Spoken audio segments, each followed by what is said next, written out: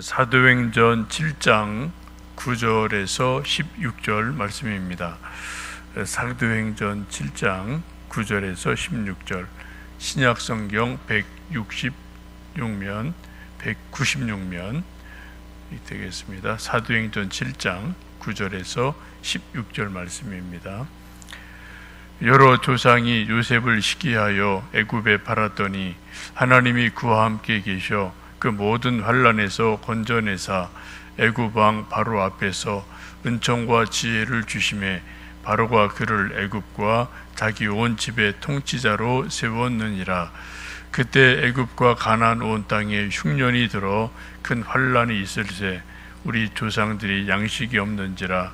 애굽이 야곱의 곡식이 있다는 말을 듣고 먼저 우리 조상들을 보냈고 또 재차 보내매 요셉이 자기 형제들에게 알려지게 되고 또 요셉의 친족이 바로에게 드러나게 되니라. 요셉이 사람을 보내어 그의 아버지 야곱과 온 친족 75사람을 청하였더니 야곱이 애굽으로 내려가 자기와 우리 조상들이 거기서 죽고 세겜으로 옮겨져 아브라함이 세겜 하물의 자손에게서 은으로 값 주고 산 무덤에 장사되니라. 아멘. 사도행전 7장은 스데반의 설교입니다. 지난 시간 본 것과 또 이제 계속 이어집니다. 스데반의 설교를 한마디로 말씀드리면 구약 아브라함으로부터 시작을 해서 예수님으로 마치는 대단한 설교입니다. 소설로 치면은 단편 소설이 아니라 장편 대하 소설 같은 설교입니다.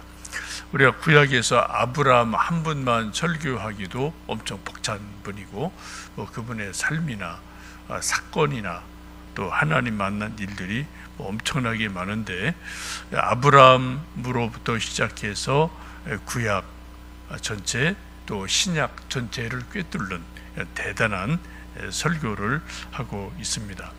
그 중에 오늘 읽으신 부분은 이제 요셉에 대한 말씀이죠. 요셉을 일컫는 말은 많습니다. 꿈꾸는 사람, 비저너리, 혹은 총리 대신 지혜로운 사람, 비전의 사람, 여러 표현들이 있습니다. 오늘 스데반이 요셉을 설교하면서 말하는 중요한 키워드를 하나로 잡으면 9절, 10절에 있는 말씀이 되겠습니다. 9절, 10절 보시면 여러 조상이 요셉을 시기하여 애굽에 팔았더니 하나님이 그와 함께 계셔 그 모든 환난에서 건져내사 애굽 왕 바로 앞에서 은총과 지혜를 주심에 바로가 그를 애굽과 자기 온 집의 통치자로 세웠느니라 라는 말씀 속에 지금 스데반이 하고 싶은 그런 설교의 중요한 내용이 다 들어있죠. 형들은 인간적으로 시기했습니다. 그래서 요셉을 애굽의 종으로 팔았습니다. 그런데 그 환난 가운데서 하나님이 역사하셔서 하나님은 요셉을 총리로 만드셨다라는 거죠. 요셉을 두고 하나님이 하신 일, 사람들이 한 일, 인간의 시기심, 하나님의 섭리, 이 두 가지가 요셉 속에서 대조가 되고 있습니다. 요셉이 애굽의 노예로 팔린 이유는 한마디로 10형들이 시기하고 질투했기 때문이죠. 요셉은 야곱의 11번째 아들입니다. 라헬의 아들이어서 조금 더 사랑했죠. 그래서 채색 옷을 입히고 일도 덜 시키고 이런 일들이 있어서 결국은 아버지의 편애로 형들의 시기 질투를 받습니다. 그 결과로 노예로 팔리는 일이 일어납니다.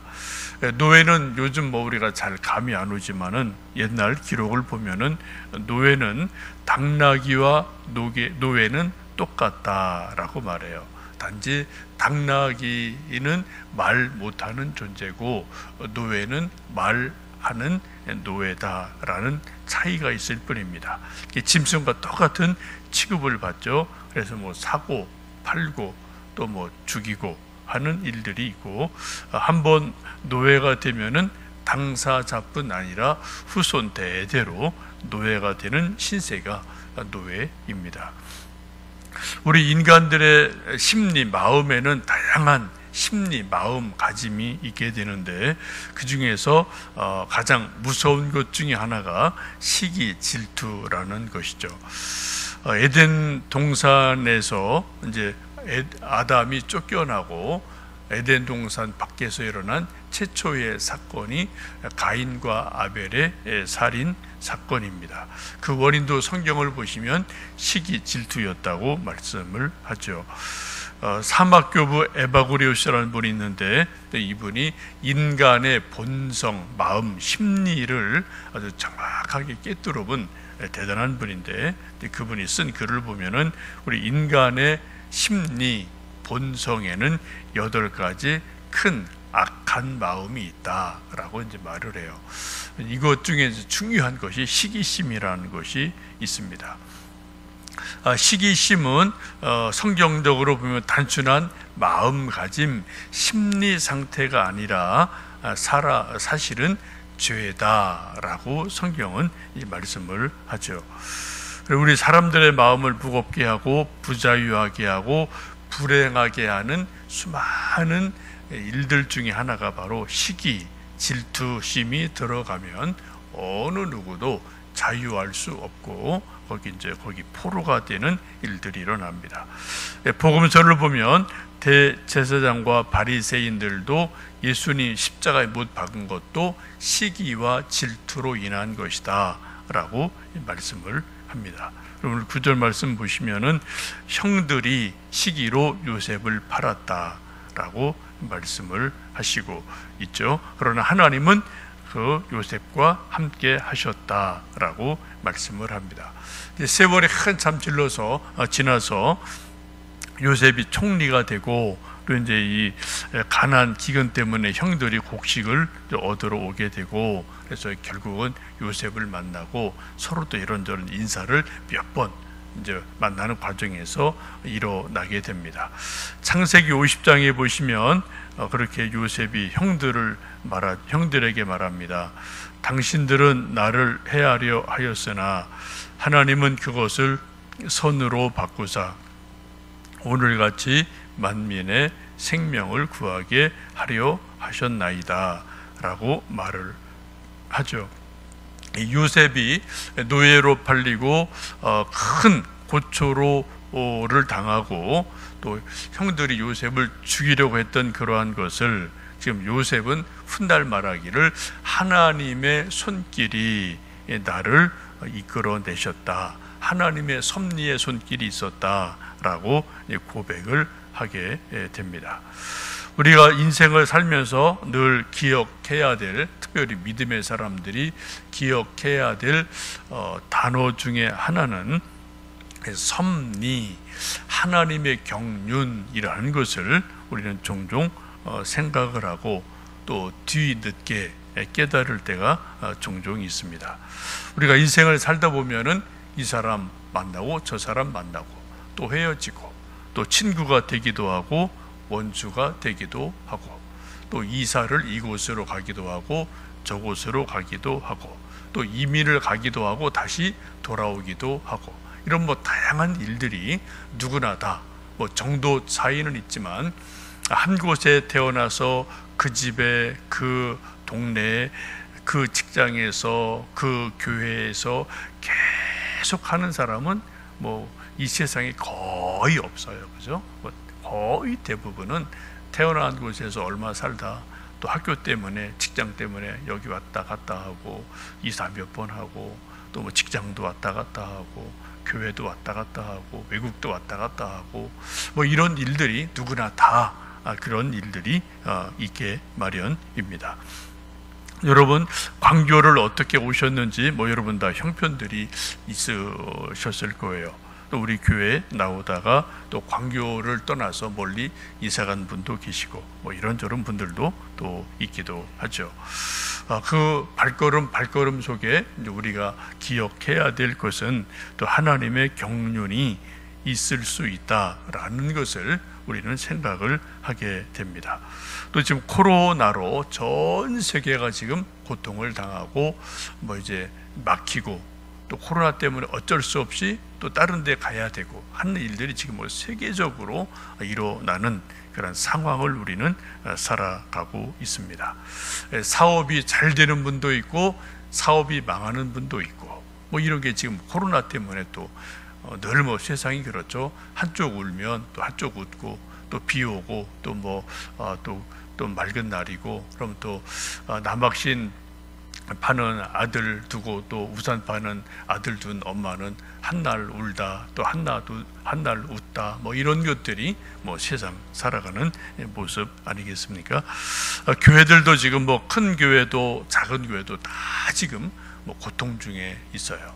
큰 교회는 고통의 정도가 덜 하겠지만 하여튼 큰 교회도 이야기들 들어보면 다들 어렵기 마련이고 작은 교회는 말할 것도 없고 앞으로 교회들이 어떻게 될지 아무도 알 수 없는 그런 어려운 시대를 우리는 하루하루 살아가고 있습니다.